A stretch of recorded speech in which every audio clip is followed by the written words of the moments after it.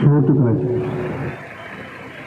രണ്ടാം ലോക യുദ്ധാനന്തരം ലോക സാമ്രാജ്യത്വത്തിന്റെ നെടുനായകത്വത്തിലേക്ക് ഏകപക്ഷീയമായി ഉയർന്നുവന്ന അമേരിക്കൻ സാമ്രാജ്യത്വം നാളിതുവരെ നടത്തിയിട്ടുള്ള എണ്ണമറ്റ പടയേറ്റങ്ങളുടെ തുടർച്ച തന്നെയാണ് ജനിച്ചയും ജനതയ്ക്കെതിരായിട്ട് ഈ കഴിഞ്ഞ ദിവസം നടന്നിട്ടുള്ളത്. നമുക്കറിയാവുന്നതുപോലെ എക്കാലവും സാമ്രാജ്യത്വം നിലനിന്നിട്ടുള്ളത് യുദ്ധങ്ങളിലൂടെയാണ്. മഹാനായ ലെനിൻ പറഞ്ഞതുപോലെ സാമ്രാജ്യത്വം എന്നാൽ യുദ്ധം തന്നെയാണ് എന്നാണ് അർത്ഥം എന്നതും അർത്ഥസംഘത്തിടയില്ലാത്തതും പറഞ്ഞിട്ടുള്ളതാണ്.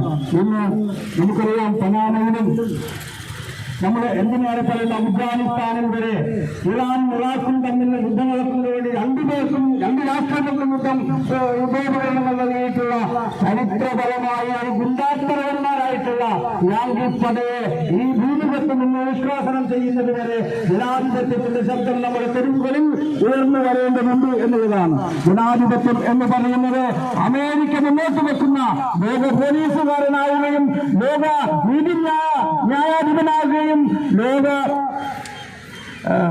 വിചാരണക്കാരനാവുകയൊക്കെ ചെയ്യുന്ന ഏറ്റവും അസംബന്ധപൂർണമായ ഒരു സാഹചര്യത്തിൽ നമ്മളെ സംബന്ധിച്ചിടത്തോളം ജനാധിപത്യത്തിന് വേണ്ടിയിട്ടുള്ള ശബ്ദത്തെ ഏറ്റവും കൂടുതൽ ഉച്ചത്തിൽ ഉയർത്തുക എന്നുള്ളതായിരിക്കണം നമ്മളുള്ള കടമ.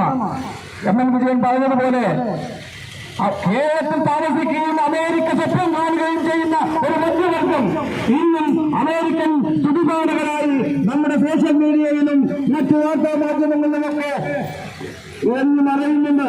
ഈ മധ്യവർഗ സമൂഹത്തോട് നമുക്ക് ചോദിക്കാനുള്ളത്, സാമ്രാജ്യത്വത്തിന്റെ പ്രതിസന്ധി എന്ന് പറയുന്നത് കമ്മ്യൂണിസ്റ്റുകാരൊക്കെ വിലയിരുത്തുന്നത് പോലെ സാമ്രാജ്യത്വത്തിന്റെ പ്രതിസന്ധി അതിന്റെ ഉത്ഭവകാലം മുതൽ ഉണ്ടായിട്ടുണ്ട് എന്നും ആ പ്രതിസന്ധിയെ പരിഹരിക്കാനുള്ള ഏറ്റവും വലിയ ഉപാധിയായിട്ടാണ് അത് ലോകജനതയ്ക്ക് മേൽ എപ്പോഴും യുദ്ധങ്ങൾ സൃഷ്ടിച്ചുകൊണ്ടിരിക്കുന്നതിനുള്ള അടിസ്ഥാന പ്രശ്നത്തെ മനസ്സിലാക്കിക്കൊണ്ട് സാമ്രാജ്യത്വ വിരുദ്ധ സമരം മുന്നോട്ട് നയിക്കുക എന്നുള്ള ലോകജനതയുടെ അത്യാഗ്രഹങ്ങളെ ആഗ്രഹങ്ങളെ ഇന്ത്യൻ ജനത 2 നൂറ്റാണ്ടിലേറെക്കാലം ബ്രിട്ടീഷുകാരനോട് എങ്ങനെയാണോ പറഞ്ഞത്, ഇന്ന് ലോക സാമ്രാജ്യത്തിനെതിരായിട്ട് പൊരുതാനുള്ള ഊർജ്ജ മനസ്സും ഇച്ഛാശക്തിയും നടത്തിയെടുക്കാനുള്ള ഘടനയാണ് ജനാധിപത്യ ബോധമുള്ള ഓരോ പൗരനും ഇന്ന് നിർവഹിക്കാനുള്ളത് എന്ന് മാത്രം സൂചിപ്പിച്ചുകൊണ്ട് ഞാൻ എന്റെ വാക്കുകൾ സംസാരിക്കുന്നു. അഭിവാദ്യങ്ങൾ.